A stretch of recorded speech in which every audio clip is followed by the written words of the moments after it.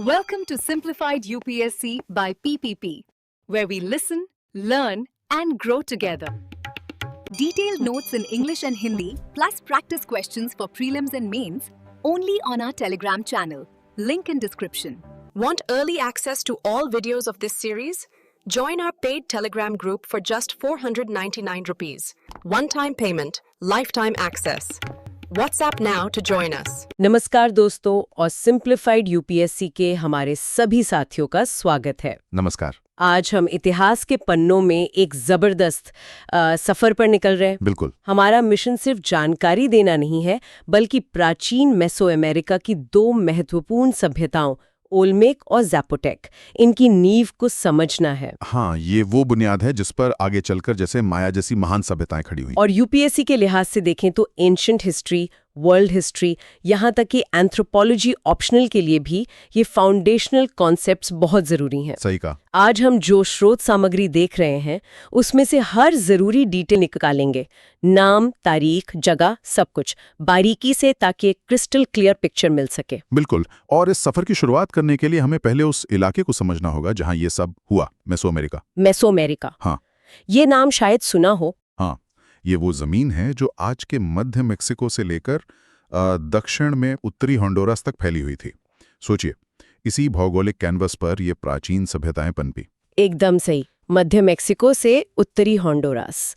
तो चलिए कहानी शुरू करते हैं ओल्मेक सभ्यता से। हाँ। स्रोत इन्हें सीधे सीधे मेसो अमेरिका के पहले ज्ञात सभ्यता निर्माता कहते हैं, मतलब Mesoamerica's first known civilisation builders. हाँ, और ये कोई छोटा टाइटल नहीं है। बिल्कुल नहीं। और इसी वजह से इन्हें इस क्षेत्र की मदर कल्चर। इसका मतलब क्या हुआ? इसका मतलब समझने की कोशिश कीजिए। उन्होंने वो पहला खाका, वो ब्लूप्रिंट तैयार किया जिस पर बाद की संस्कृतियों ने, जैसे माया ने, अपनी सरकार, धर्म, शहर निर्माण, ये सब चीजें बनाई। अच्छा, मतलब उन्होंने एक तरह से नींव का पत्थर रखा। बिल्कुल, नींव का पत्थर। और ये कहानी शुरू होती है काफी पहले, लगभग 1200 ईसा पूर्व, मतलब 1200 BCE, आज से 3000 साल से भी ज्यादा पहले। हाँ, बहुत पुरानी बात है। इन्होंने अपनी बस्तियां कहाँ बसाई? स्रोत बताते हैं कि ये लोग दक्षिणी मेक्सिको के जो घने जंगल है ना, हाँ, वो गल्फ कोस्ट वाला इलाका, बिल्कुल उसी तटीय इलाके में, जिसे खाड़ी तट या गल्फ कोस्ट कहते हैं जी, वहां बसे। और ये जगह कोई इत्तेफाक नहीं थी, ये उनकी सफलता के लिए बहुत जरूरी साबित हुई। कैसे? मतलब उस जगह में ऐसा क्या खास था? देखिए, ये इलाका ना, मतलब प्राकृतिक संसाधनों, रिसोर्सेज से भरपूर था, और ओल्मेक लोग इन संसाधनों का इस्तेमाल करने में बड़े माहिर थे। अच्छा। सोचिए दोस्तों, ये सिर्फ चीजें नहीं थी, ये उनकी तरक्की का इंजन थी। स्रोत में 5 खास चीजों का जिक्र है। एक तो नमक, सॉल्ट। नमक तो जरूरी है, हाँ, व्यापार और खाने को बचाने के लिए। बिल्कुल। फिर टार था, शायद नावों को वाटरप्रूफ करने या निर्माण में काम आता होगा। अच्छा। चिकनी मिट्टी, बर्तन वगैरह बनाने के लिए। हाँ, मिट्टी के बर्तन, मूर्तियां। फिर लकड़ी, घर बनाने और ईंधन के लिए। और हाँ, एक बहुत ही दिलचस्प चीज थी, रबर। रबर उस जमाने में? ये तो काफी अनोखा लगता है। हाँ, ये उस जमाने के हिसाब से यूनिक था। वे इसे स्थानीय पेड़ों से निकालते थे। ये दिखाता है कि वे कितने इनोवेटिव थे। कमाल है। हाँ, और शायद इसी रबर ने उन्हें व्यापार में, खासकर उन अंदरूनी इलाकों के समूहों के साथ जिनके पास ये नहीं था, एक एज दिलाई होगी। तो ये 5 संसाधन, नमक, टार, मिट्टी, लकड़ी और रबर, इनके सही इस्तेमाल ने ही ओल्मेक शक्ति की बुनियाद रखी। समझ गई। तो उनके पास रिसोर्सेज थे, उन्होंने उनका इस्तेमाल किया, फिर उन्होंने बस्तियां बसाईं, शहर बनाए होंगे, कोई शक्ति के केंद्र। बिल्कुल। पुरातत्वविदों को जो बड़े केंद्र मिले हैं उनमें 2 सबसे अहम हैं, सैन लोरेंजो और लावेंटा। सैन लोरेंजो और लावेंटा। हाँ, और सैन लोरेंजो इनमें सबसे पुराना माना जाता है, लगभग 1150 ईसा पूर्व का। 1150 BCE, यानी उनके उभरने के महज 50 साल के अंदर। ये तो बहुत तेज विकास दिखाता है दोस्तों। बिल्कुल, बहुत तेज। 50 साल में एक प्रमुख केंद्र, ये कमाल की ऑर्गेनाइजेशन दिखाता है। और सैन लोरेंजो में मिला क्या?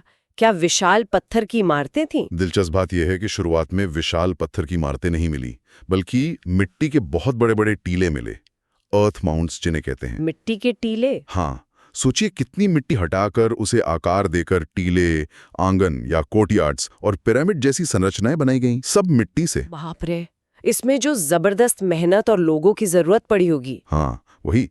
वो एक हाईली ऑर्गेनाइज सोसाइटी और सेंट्रल कंट्रोल की तरफ इशारा करती है। यानी किसी राजा या शासक वर्ग का नियंत्रण रहा होगा जो इतने बड़े पैमाने पर काम करवा सके। बिल्कुल। और इन्हीं मिट्टी के टीलों के बीच बड़े पत्थर के स्मारक मॉन्यूमेंट्स भी मिले हैं। स्रोत खासतौर पर स्तंभों, कॉलम्स और वेदियों का जिक्र करता है। समाज कैसा था उनका? क्या कोई हायरार्की थी? स्रोत बताते हैं कि उल्मिक समाज में शासकों, रूलर्स और पुजारियों, प्रीस्ट्स का एक शक्तिशाली वर्ग सबसे ऊपर था। एक साफ हायरार्की थी जहां शायद राजनीतिक और धार्मिक शक्ति आपस में जुड़ी हुई थी। यही अभिजात वर्ग, एलीट क्लास, लोगों की मेहनत और उनकी मान्यता, उनके बिलीफ्स को नियंत्रित करता था। मान्यताओं की बात आई तो उनकी कला में एक जानवर बार बार दिखता है, जगुआर। इसका क्या महत्व था? हाँ, ये बहुत महत्वपूर्ण है। जगुआर का रूपांकन या मोटिफ उनकी कला और धर्म के केंद्र में लगता है। सोचिए क्यों? जंगल का राजा, सबसे शक्तिशाली। बिल्कुल, जगुआर उस जंगल का सबसे बड़ा शिकारी, एपेक्स प्रेडेटर था। शक्ति, ताकत का प्रतीक। शायद वो आत्माओं की दुनिया या अधोलोक, अंडरवर्ल्ड से भी जुड़ा माना जाता था। अच्छा। तो शासक वर्ग ने शायद अपनी सत्ता को वैधता, लेजिटिमेसी देने के लिए खुद को जगुआर की शक्ति से जोड़ा होगा। ये उनका कोई प्रमुख देवता हो सकता है, ये शासक परिवारों का प्रतीक चिन्ह। दिलचस्प है। तो ये शक्तिशाली जगुआर केंद्रित संस्कृति क्या सिर्फ खाड़ी तट तक ही सीमित रही या फैली भी? नहीं, बिल्कुल नहीं। वो फैली। उन्होंने एक बहुत प्रभावशाली व्यापार नेटवर्क, ट्रेड नेटवर्क बनाया। Trade network? हाँ, और ये नेटवर्क सिर्फ सामान लाने ले जाने का जरिया नहीं था, बल्कि इसने ओल्मेक संस्कृति और शायद उनके राजनीतिक असर को भी पूरे मेसो अमेरिका में फैला दिया, खाड़ी तट से बहुत दूर तक।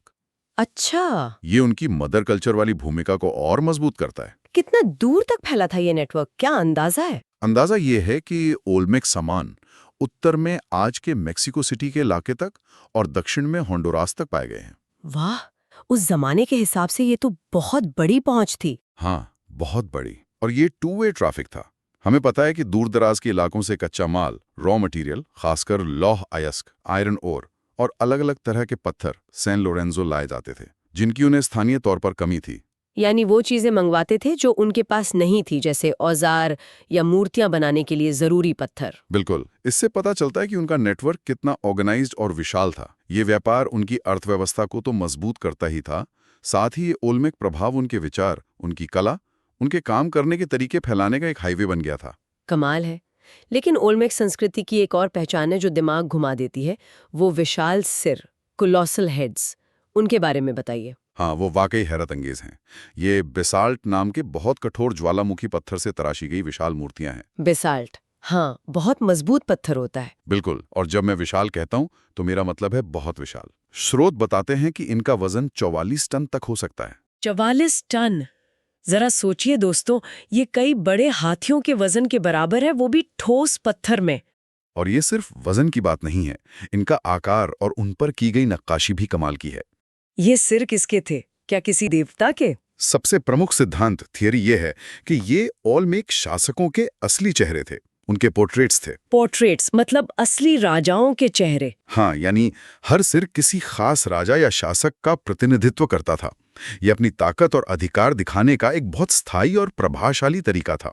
एक तरह से प्राचीन काल का प्रोपेगेंडा कह सकते हैं। लेकिन 44 टन के पत्थर को तराशना और फिर उसे एक जगह से दूसरी जगह ले जाना, ये कैसे किया होगा उन्होंने? ये तो इंजीनियरिंग का कमाल लगता है। लॉजिस्टिक्स का। ये वाकई कमाल था।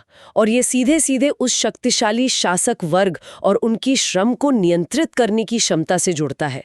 विद्वानों का मानना है कि इसमें कई चरण, कई स्टेप्स शामिल थे। अच्छा, पहला शायद इन विशाल पत्थरों को जमीन पर लकड़ी के बड़े बड़े लट्ठों, रोलिंग लॉग्स पर लुढ़काया जाता था। हजारों मजदूर लगे होंगे, रास्ते साफ करने पड़े होंगे। बिल्कुल, सैकड़ों शायद हजारों मजदूरों के कोऑर्डिनेटेड एफर्ट की जरूरत पड़ती होगी। और फिर जब वो नदी किनारे पहुंचते होंगे तब दूसरा चरण शुरू होता था। उन्हें किसी तरह बड़े बड़े बेड़ों, राफ्ट्स पर लादा जाता होगा और फिर नदी के रास्ते जल मार्गों से उन जगहों तक पहुंचाया जाता होगा जहां उन्हें स्थापित करना था। अच्छा, मतलब जमीन और पानी दोनों रास्तों का इस्तेमाल? अविश्वसनीय। हाँ, ये दिखाता है कि उनके पास कितनी जबरदस्त योजना बनाने की क्षमता, मानव शक्ति पर नियंत्रण और अपने पर्यावरण की समझ थी। सही कहा। 44 टन के पत्थर को मीलों तक ले जाना बिना एक बेहद केंद्रीकृत, सेंट्रलाइज्ड, शक्तिशाली शासन प्रणाली के मुमकिन नहीं था। हाँ, ये शायद ओल्मेक अभिजात वर्ग की शक्ति का सबसे ठोस सबूत है। बिल्कुल, लेकिन जैसा कि इतिहास में होता है, कोई भी सभ्यता हमेशा नहीं रहती। ओल्मेक प्रभाव कब कम होने लगा? लेकिन ये गिरावट लगभग 400 बीसी के आसपास शुरू हुई मानी जाती है। लेकिन हुआ क्या? क्या कोई युद्ध हुआ, सूखा पड़ा, कोई अंदरूनी कलह? यहीं पर कहानी थोड़ी रहस्यमयी हो जाती है। स्रोत साफ कहते हैं कि इसके सटीक कारण हमें नहीं पता। अच्छा, पता नहीं है? नहीं, ये इतिहास का एक अनसुलझा सवाल है। हाँ, थ्योरीज हैं। कुछ लोग मानते हैं कि अंदरूनी झगड़े हुए होंगे या शासकों की पकड़ कमजोर पड़ गई होगी। कुछ पर्यावरणीय कारणों, एनवायरमेंटल फैक्टर्स की बात करते हैं, जैसे नदियों का रास्ता बदलना या जलवायु परिवर्तन। बाहरी हमलों की संभावना से भी इनकार नहीं किया जा सकता। तो पक्के तौर पर कुछ नहीं कह सकते, बस इतना पता है कि 400 BC के आसपास उनका दबदबा खत्म होने लगा। सही, उनके महान केंद्र वीरान हो गए, पीछे एक शानदार विरासत छोड़ गए, लेकिन साथ ही नई शक्तियों के उभरने का रास्ता भी खोल गए। और यहीं से कहानी में एंट्री होती है ज़पोतेक सभ्यता की। हाँ, ज़पोतेक। जब ओल्मेक ढलान पर थे, ये समूह कहीं और उभर रहा था। कहाँ? वे ओल्मेक के खाड़ी तट के नम निचले इलाकों से बिल्कुल अलग ओक्साका घाटी के ऊबड़-खाबड़ पहाड़ी इलाके में बसे। ओक्साका घाटी, अलग माहौल, अलग भूगोल। हाँ, ये इलाका उपजाऊ तो था, लेकिन पहाड़ी होने की वजह से यहाँ अलग तरह की चुनौतियां और अवसर थे। क्या इनकी शुरुआती दौर के बारे में कुछ पता है? कोई बस्तियां? हाँ, स्रोत शुरुआती बस्तियों का जिक्र करते हैं, जिनमें सैन होजे मोगोटे। हाँ। वहां मिले अवशेष बताते हैं कि ज़ेपोटेक उन्नत खेती, सोफिस्टिकेटेड फार्मिंग कर रहे थे। शायद सिंचाई, इरिगेशन के कुछ तरीके भी इस्तेमाल करते थे। वे कुछ बड़ा करने की तैयारी कर रहे थे। और वो बड़ा था मोंटे अल्बान। बिल्कुल, मोंटे अल्बान। लगभग 500 ईसा पूर्व, यानी ओल्मेक के पूरी तरह पतन से भी पहले ज़ेपोटेक ने शहर का निर्माण शुरू किया, और स्रोत इसे एक बहुत बड़ा दर्जा देता है। क्या? इसे अमेरिका का पहला वास्तविक शहरी केंद्र कहा गया है। First real urban centre in the America's. पहला वास्तविक शहरी केंद्र। ये सैन लोरेंजो से कैसे अलग था? क्या ज्यादा बड़ा था? ऐसा लगता है कि ये पैमाने, स्केल, योजना, प्लानिंग और कार्यों के एकीकरण, इंटीग्रेशन ऑफ फंक्शंस की बात है। मोंटे अल्बान सिर्फ एक धार्मिक केंद्र नहीं था। अच्छा। ये एक योजनाबद्ध शहर था, जिसे एक पहाड़ी की चोटी को समतल करके बनाया गया था। सुरक्षा के लिहाज से बेहतरीन जगह। हाँ, ये तो स्ट्रेटेजिक हुआ। बिल्कुल। शहर के बीचों बीच एक विशाल प्लाजा था, शायद बड़ी सभाओं या बाजार के लिए। इसके चारों ओर ऊंचे पिरामिड और मंदिर थे, धार्मिक कामों के लिए। और महलों, पैलेसेस के अवशेष भी मिले हैं, जो शासक वर्ग के आवास रहे होंगे। यानी सार्वजनिक जगह, धार्मिक स्थल, शासकों के घर, एक पूरे शहर का नक्शा। लेकिन क्या मोंटे अल्बान में कुछ और भी खास था जो उनके ज्ञान या कौशल को दिखाता हो? हाँ, बिल्कुल। एक चीज जिसका जिक्र है वो है एक वेधशाला, ऑब्जर्वेटरी, खगोल विज्ञान के लिए। जी हाँ, उन्होंने सितारों और ग्रहों को देखने के लिए एक खास इमारत बनाई थी।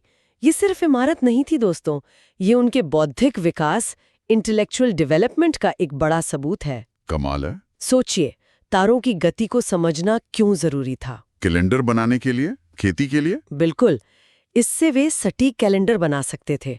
कैलेंडर खेती के लिए, कब बुवाई करनी है, कब कटाई, और धार्मिक त्योहारों और अनुष्ठानों का समय तय करने के लिए बेहद जरूरी था। सही कहा, यह प्रैक्टिकल जरूरत और आध्यात्मिक जरूरत दोनों को जोड़ता है। बिल्कुल। मोंटे अल्बान में एक समर्पित वेधशाला का होना ये दिखाता है कि ज़ेपोटेक सिर्फ निर्माता, बिल्डर्स नहीं थे, वे विचारक, थिंकर्स, खगोल शास्त्री, एस्ट्रोनॉमर्स और कैलेंडर निर्माता, कैलेंडर मेकर्स भी थे। वे ज्ञान को आगे बढ़ा रहे थे। तो मोंटे अल्बान एक शानदार उपलब्धि थी जो सदियों तक फलता फूलता रहा। लेकिन फिर इनका क्या हुआ? क्या ज़ेपोटेक सभ्यता भी खत्म हो गई? हाँ, ओल्मेक की तरह ही ज़ेपोटेक सभ्यता का भी पतन हुआ। मोंटे अल्बान की शक्ति और आबादी धीरे धीरे कम हो गई। लेकिन क्यों? क्या कारण थे? यहाँ भी स्रोत इस गिरावट की कोई सटीक तारीख या कारण नहीं बताता है। ओल्मेक पतन की तरह यहाँ भी विवरण थोड़े अस्पष्ट हैं। यानी उत्थान और पतन का एक और चक्र। लेकिन जब तक ज़ेपोटेक का प्रभाव कम हुआ, तब तक उन्होंने और ओल्मेक ने मिलकर मेसोअमेरिका के लिए एक मजबूत नींव डाल दी थी। हाँ, शहर, लेखन, कैलेंडर, व्यापार, ये सब चीजें आने वाली सदियों की सभ्यताओं खासकर माया के लिए मंच तैयार कर चुकी थीं। बिल्कुल। अब जरा इस विरासत, लेगेसी पर ध्यान देते हैं। इन दोनों संस्कृतियों ने आने वाली सभ्यताओं को क्या दिया? पहले ओल्मेक की बात करते हैं, उनकी मदर कल्चर वाली भूमिका। हाँ, ओल्मेक की विरासत उसी मदर कल्चर वाले विचार में छिपी है। स्रोत इस पर जोर देता है। जैसे दक्षिण अमेरिका में चायवन संस्कृति ने किया, वैसे ही ओल्मेक ने यहाँ शुरुआती खाका तैयार किया। चायवन की तरह, हाँ। हाँ, बाद के समूहों, खासकर माया पर उनका असर साफ दिखता है। किन चीजों ने दिखता है ये असर? एक तो उनकी कला शैलियों, आर्ट स्टाइल्स में। माया कला में ओल्मेक परंपराओं की गूंज सुनाई देती है। अच्छा। दूसरा, वो जैगुआर रूपांकन, जैगुआर मोटिफ। ये माया लोगों के लिए भी राजशाही, शक्ति और उर्वरता का एक महत्वपूर्ण प्रतीक बना रहा। जैगुआर तो चलता रहा मतलब। हाँ, बिल्कुल। और तीसरा, जो बहुत बुनियादी है, वो है उनका शहरी डिजाइन, अर्बन डिजाइन का मूल विचार। वो टीले और चबूतरे वाला। प्लेटफॉर्म्स। हाँ। बड़े मिट्टी या पत्थर के चबूतरे, प्लेटफॉर्म्स बनाकर उन पर मंदिर या ऊंचे दर्जे के लोगों के घर बनाना, ये मेजो अमेरिका में शक्ति प्रदर्शन का एक स्टैंडर्ड तरीका बन गया। ये प्लेबुक ओल्मेक ने ही लिखी थी। ठीक है, तो ओल्मेक ने कला, वास्तुकला और शायद धार्मिक विचारों की नींव रखी। ज़ेपोटेक ने क्या जोड़ा इस विरासत में? अगर ओल्मेक ने सांस्कृतिक मंच तैयार किया, तो ज़ेपोटेक ने उस पर महत्वपूर्ण बौद्धिक, इंटेलेक्चुअल और संगठनात्मक ऑर्गेनाइजेशनल चीजें जोड़ी। उनकी विरासत इस मायने में बहुत बड़ी है। जैसे? दो खास नवाचार, इनोवेशंस हैं, जो माया ने भी अपनाए और विकसित किए। पहला, ज़ेपोटेक ने एक हायरोग्लिफिक लेखन प्रणाली, हायरोग्लिफिक राइटिंग सिस्टम विकसित की। असली लिखावट, ये तो बहुत बड़ा कदम था इतिहास लिखने के लिए, रिकॉर्ड रखने के लिए। बहुत बड़ा।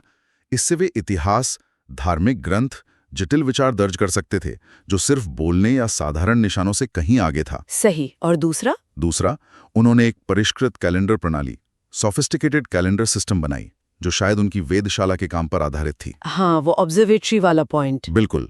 खेती, अनुष्ठानों और राजकाज को व्यवस्थित करने के लिए ये बेहद जरूरी थी। और जाहिर है मोंटे एल्बैन खुद एक बड़ी विरासत है। बिल्कुल। अमेरिका के पहले शहर निर्माता, अमेरिका's फर्स्ट सिटी बिल्डर्स का खिताब, मोंटे एल्बान ने एक बेंचमार्क सेट किया कि अमेरिका में एक योजनाबद्ध, सुरक्षित और जटिल शहरी केंद्र कैसा हो सकता है। तो चलिए, अब तक जो हमने सीखा है उसे जल्दी से समेट लेते हैं ताकि हमारे यूपीएससी एस्पिरेंट्स के लिए की पॉइंट्स रिवाइज हो जाएं। पहले ओल्मेक। हाँ, ओल्मेक ये मदर कल्चर थे। लगभग 1200 BCE में खाड़ी तट पर उभरे। नमक, टार, रबर जैसे रिसोर्सेज का इस्तेमाल किया। सैन लॉरेंजो जैसे केंद्र बनाए। मिट्टी के टीले, बाद में पत्थर। शासक, पुजारी वर्ग, जैगुआर प्रतीक। और उनका व्यापार नेटवर्क? हाँ, व्यापक ट्रेड नेटवर्क। लोह अयस्क मंगवाते थे। विशाल सिर, कोलोसल हेड्स, 44 टन तक, शक्ति का प्रतीक। लगभग 400 BCE में पतन, कारण अज्ञात। ठीक है। और ज़ेपोटेक? ज़ेपोटेक ओल्मेक के पतन के समय ओक्साका घाटी में उभरे। शुरुआती बस्ती सैन होजे मोगोटे। लगभग 500 BCE में मोंटे अल्बान बनाया। अमेरिका का पहला वास्तविक शहर, प्लाजा, पिरामिड, महल, वेधशाला। और उनकी खास देन? हाँ, हायरोग्लिफिक लेखन, कैलेंडर प्रणाली विकसित की। इनका भी अंततः पतन हुआ। कारण स्रोत में स्पष्ट नहीं है। दोनों ने मिलकर माया और अन्य मेसो अमेरिकन सभ्यताओं की नींव रखी। बहुत बढ़िया रिकैप। अब आते हैं आज के हमारे अंतिम विचार पर, जो आपको सोचने पर मजबूर करेगा। हमने बात की कि ओल्मेक ने 44 टन के विशाल सिरों को डिस्प्लेस करने के लिए कितनी जबरदस्त लॉजिस्टिक्स का इस्तेमाल किया। ये पूरी तरह से शक्ति प्रदर्शन और रुतबे, स्टेटस के लिए था। हाँ, एक गैर आर्थिक, प्रतीकात्मक, सिंबॉलिक प्रयास। अब इसकी तुलना उनके दूसरे बड़े लॉजिस्टिक ऑपरेशन से कीजिए, उनका व्यापार नेटवर्क। हाँ, जिससे वो कच्चा माल लाते थे। बिल्कुल। ये लौह अयस्क और पत्थर जैसे व्यवहारिक, प्रैक्टिकल सामान लाता था, जिससे शायद आर्थिक फायदा होता था और उनका प्रभाव बढ़ता था। बिल्कुल, दो अलग अलग मकसदों के लिए जटिल लॉजिस्टिक्स का इस्तेमाल। तो सोचिए दोस्तों, एक तरफ प्रतीकात्मक शक्ति प्रदर्शन, दूसरी तरफ आर्थिक पहुंच। इन दोनों तरह की लॉजिस्टिक्स का इस्तेमाल हमें उस समय के केंद्रीकृत शासन, सेंट्रलाइज्ड अथॉरिटी के बारे में क्या बताता है? ओल्मेक ने इन दोनों जरूरतों को कैसे बैलेंस किया होगा, ये एक बड़ा सवाल है। और क्या आज भी शक्तिशाली देश या संस्थाएं इसी तरह बड़े लॉजिस्टिक प्रयासों का इस्तेमाल नहीं करती? हाँ, बिल्कुल। कभी विशाल इंफ्रास्ट्रक्चर प्रोजेक्ट बनाकर, कभी भव्य सैन्य परेड आयोजित करके। सही कहा। मकसद अक्सर वही होता है, शक्ति प्रदर्शन, नियंत्रण का दावा, लोगों की सोच को आकार देना, जो कभी-कभी सिर्फ आर्थिक जरूरत से कहीं ज्यादा होता है। लॉजिस्टिक्स, प्रतीक, अर्थव्यवस्था और असली शक्ति, रॉ पावर के बीच का ये रिश्ता वाकई सोचने लायक है। हाँ, ये सोचने वाली बात है। ये विचार हम आपके पास छोड़ते हैं। हमारी अगली गहन चर्चा तक खोज जारी रखें। और हाँ, अगर आज की चर्चा आपको पसंद आई हो तो नीचे कमेंट्स में जरूर बताएं कि आपको ओल्मेक और ज़ेपोटेक सभ्यता की कौन सी बात सबसे ज्यादा दिलचस्प लगी। जरूर बताएं। वीडियो को लाइक करना, शेयर करना और सिंप्लीफाइड यूपीएससी चैनल को सब्सक्राइब करना न भूलें। धन्यवाद। धन्यवाद। Thanks for watching. Follow us on Telegram and Instagram. Don't forget to like, share, and subscribe.